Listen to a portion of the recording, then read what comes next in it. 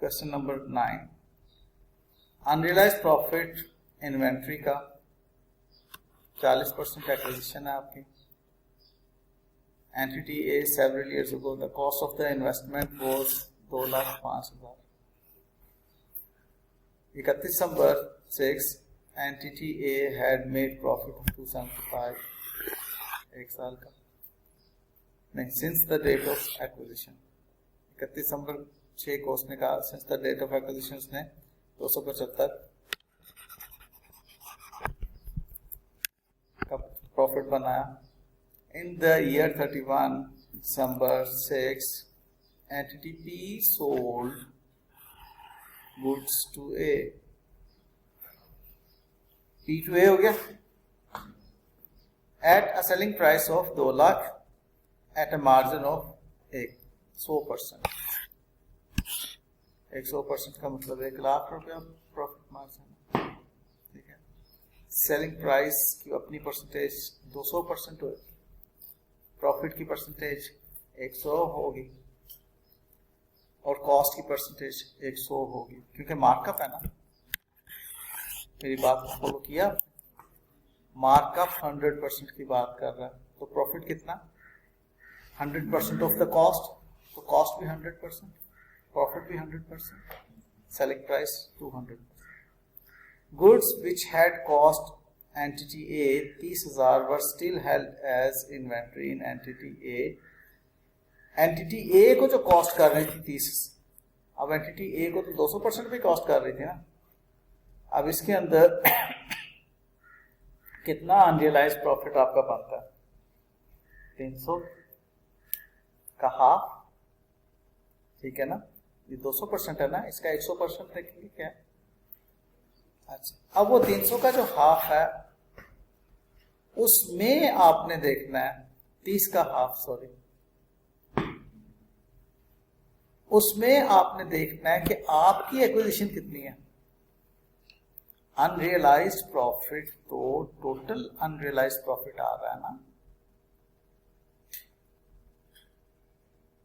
आप associate company के investor हैं 40% की हद तक, तो वो जो 30,000 का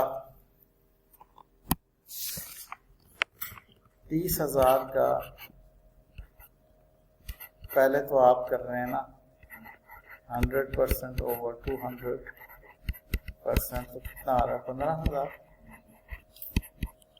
और इसका आप दे रहे हैं 6,000। ये है अनरियलाइज्ड एडजस्टमेंट्स, ये उसने नीचे दे दी, ठीक है। अब investment in associate company debit, accumulated profits credit, okay. जब आपने शेयर ऑफ पोस्ट एक्विजिशन अपने अंदर शामिल कर दिया। देखो बेटे, ये वो अकाउंटिंग एंट्री है जो मैं अगर आपसे पूछूं कि जी इक्विटी मेथड की अकाउंटिंग एंट्री क्या है, तो कोई बात की है, मैं डायरेक्ट क्वेश्चन कह रहा हूँ, इक्विटी मेथड की बेसिक अकाउंटिंग एंट्री क्या है, तो आप ये कहेंगे ना कि जी if there is a profit, post acquisition profit will be included in the cost of investment with the credit to statement of profit loss. सीधी सी बात। तो आपने इन्वेस्टमेंट इन एसोसिएट को डेबिट किया और एक्यूमुलेटेड प्रॉफिट्स को क्रेडिट किया। दुरुस्त। अब आप क्या कर रहे हैं? एलिमिनेट करना है आपने शेयर ऑफ अनरियलाइज्ड प्रॉफिट्स। अब वो शेयर ऑफ अनरियलाइज्ड प्रॉफिट्स आपने सेल किया हुआ ना,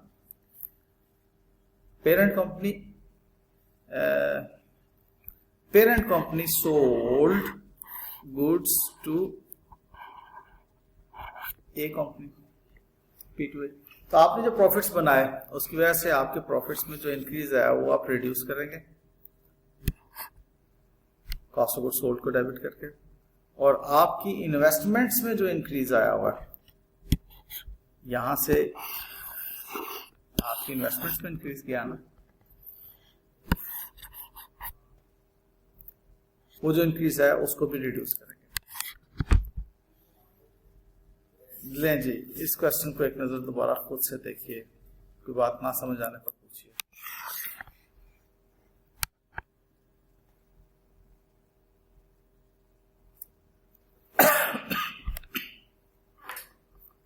क्लास का टाइम कंप्लीट हो गया। मैंने आज के लेक्चर में बस यही बातें रखी हुई थी। एक ये होमवर्क आपके लिए हो जाएगा, मिलती जुलती बात ही है इसकी। इंट्रा ग्रुप ट्रांजैक्शंस P2S भी हो सकती हैं और P2A भी हो सकती हैं, जॉइंट वेंचर वगैरह सारे ग्रुप में आ गए।